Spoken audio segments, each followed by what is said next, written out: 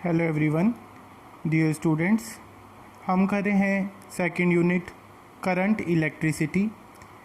Last time हमने effect देखा था टेम्परेचर का on the resistance and resistivity, यानी कि टेम्परेचर का बढ़ाने पर रेजिस्टेंस पे क्या इफ़ेक्ट पड़ता है, और उसके इफ़ेक्ट्स देखे थे।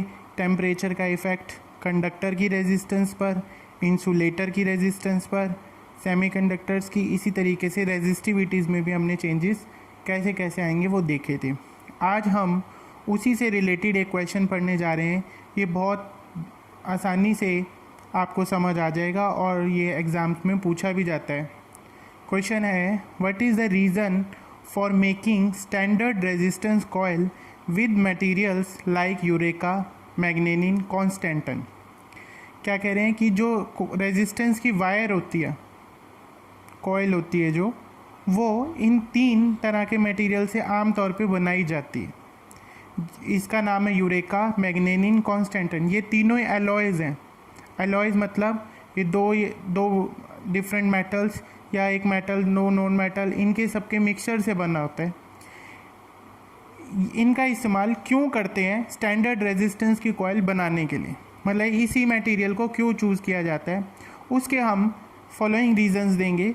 Point number 1, these alloys have high resistivity, यानी इनकी रेजिस्टिविटी बहुत ज़्यादा होती है।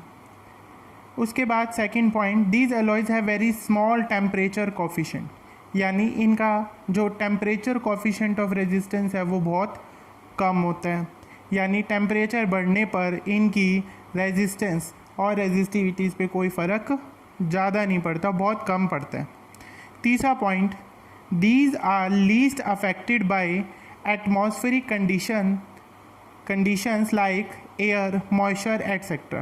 और यूरेका, मैग्नेनिन, कॉन्स्टेंटन, इस तरीके का मटेरियल इस्तेमाल करने पर ये ऐसे मटेरियल है जो एटमॉस्फेयर में, जैसे बारिश है, आंधी तूफान है, गर्मी है, नमी का मौसम है, ये सब का इन रेजिस्टेंस कॉइल पर ज़्यादा इफ़ेक्ट नहीं पड़ता। इस वजह से हम इन अलॉयज़ का स्टैंडर्ड रेजिस्टेंस कॉइल बनाने में इस्तेमाल करते हैं। नेक्स्ट टॉपिक है हमारे पास सुपर कंडक्टिविटी। सुपर कंडक्टिविटी क्या होता है? The phenomena in which the conductor lose resistance और resistivity at a certain very low temperature is called superconductivity. यानी ये एक वो लो टेम्परेचर होता है, ऐसा तापमान होता है, इतना लो टेम्परेचर कर दें कि उस टेम्परेचर पर कुछ खास ऐसे मटेरियल होते हैं जिनकी रेजिस्टेंस अप्रॉक्सीमेटली ज़ीरो हो जाती है, और जिस टेम्परेचर पर इनकी रेजिस्टिविटी ज़ीरो हो जाएगी उसको हम बोलेंगे क्रिटिकल टेम्परेचर। नेक्स्ट पैराग्राफ में इसकी डेफिनेशन ही दी हुई है। The temperature at which the conductor loses its resistance sharply to zero, यानी वो टेम्परेचर जिस पर एक कंडक्टर अपनी रेजिस्टेंस को शार्पली लूज़ कर देता है, ज़ीरो हो जाती है, उसे हम क्रिटिकल टेम्परेचर बोलते हैं। For example mercury, lead alloys जैसे नाइबियम टाइटेनियम का एलॉय है, जर्मेनियम नायोबियम और नायोबियम नाइट्राइड, ये कुछ एग्जाम्पल्स है सुपर कंडक्टिविटी मटेरियल के। यदि पेपर में 1 मार्क्स में आपसे एज ए एग्जाम्पल आप इनको लिख सकते हैं। इनके यूजेस क्या होते हैं, अब ये हमारे किस काम आते हैं, फ़ायदा क्या होता है इनका? पहला point, it is used for making very strong electromagnets. इनका इस्तेमाल बहुत स्ट्रॉन्ग इलेक्ट्रोमैग्नेट, यानी बिजली से बन के जो मैग्नेट तैयार होगी, यानी इलेक्ट्रिसिटी की वजह से मैग्नेटिज्म रहे। Second point, it is used for transmission of electric power. Electric power को एक जगह से दूसरी जगह भेजने के लिए भी हम सुपर कंडक्टर मटेरियल का भी इस्तेमाल करते हैं। Third point, it is used to produce very high speed computer. तो आजकल टेक्नोलॉजी इतनी बढ़ गई है कि कंप्यूटर की स्पीड बहुत ज़्यादा होती है।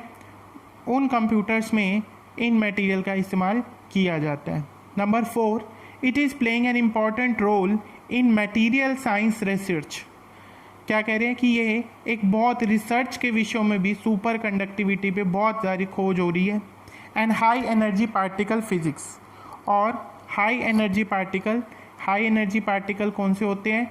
जिनकी एनर्जी बहुत ज़्यादा होती है, जिनको हम एक्सपेरिमेंट्स के रूप में बॉम्बार्डमेंट करके, मतलब पार्टिकल फिजिक्स हम उसे कह सकते हैं, उस ब्रांच में इसकी डिटेल को पढ़ने के लिए सुपर कंडक्टिविटी वाले मटेरियल का इस्तेमाल किया जाता है। उसके बाद है थर्मिस्टर। थर्मिस्टर्स क्या होते हैं? A temperature sensitive device whose resistance और resistivity changes sharply with change in temperature, यानी जिसकी रेजिस्टेंस या रेजिस्टिविटी टेम्परेचर के साथ क्या हो, चेंज हो, तो ऐसे मटेरियल को हम थर्मिस्टर्स कह रहे हैं। मतलब जैसे जैसे टेम्परेचर में चेंजेस आएंगे वैसे वैसे उनकी रेजिस्टेंस जो है वो ज़्यादा, कम, ज़ीरो कुछ भी हो सकती है। It is made of some metal oxides. ये कुछ मेटल के ऑक्साइड से बने होते हैं।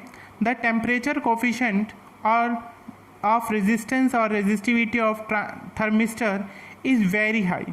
इनके रेजिस्टेंस के जो कोफिशिएंट हैं वो बहुत ज़्यादा होते हैं, विच में भी पॉजिटिव और नेगेटिव। वो पॉजिटिव में भी हो सकते हैं और नेगेटिव में भी हो सकते हैं। जैसे 0.1 ओम टू 10 मेगा ओम, ब्रैकेट में लिखा है रेंज ऑफ रेजिस्टेंस। ये 10 मेगा ओम तक की रेजिस्टेंस इनकी चेंज हो सकती है, यानी 0.1 ओम है, टेम्परेचर बढ़ने पे या घटने पे 10 मेगा ओम तक भी हो सकती है। इसके बीच में ये चेंजेस कर सकते हैं। इनका अब इस्तेमाल कहाँ होता है? Use in temperature controlling device, यानी ऐसी जगह पर यूज़ होता है जहाँ पर टेम्परेचर से कंट्रोल किया जाता हो। मतलब हम चाहते हैं टेम्परेचर ज़्यादा हो गया, ये चीज़ बंद हो जाए तो यानी करंट रुक जाए तो इसका मतलब रेजिस्टेंस ज़्यादा हो जाए। तो उसके लिए क्या इस्तेमाल करेंगे? टेम्परेचर कंट्रोलिंग थर्मिस्टर डिवाइसेस का इस्तेमाल करते हैं। ये हम जो पानी गर्म करने के लिए गीज़र होते हैं उनके अंदर थर्मिस्टर्स का इस्तेमाल होता है, जो एक फ़िक्स टेम्परेचर होने के बाद अपने आप गीज़र जो है वो बंद हो जाता है। उसमें जो ग्रीन लाइट होती है वो क्या हो जाती है? रेड हो जाती है, फिर इंडिकेट करती है कि अब रुक गए। सेकेंड पॉइंट है it is use in protection of windings of generator. ये जनरेटर की प्राइमरी और सेकेंडरी कॉइल्स जो होती हैं उनकी वाइंडिंग में भी इस्तेमाल होता है।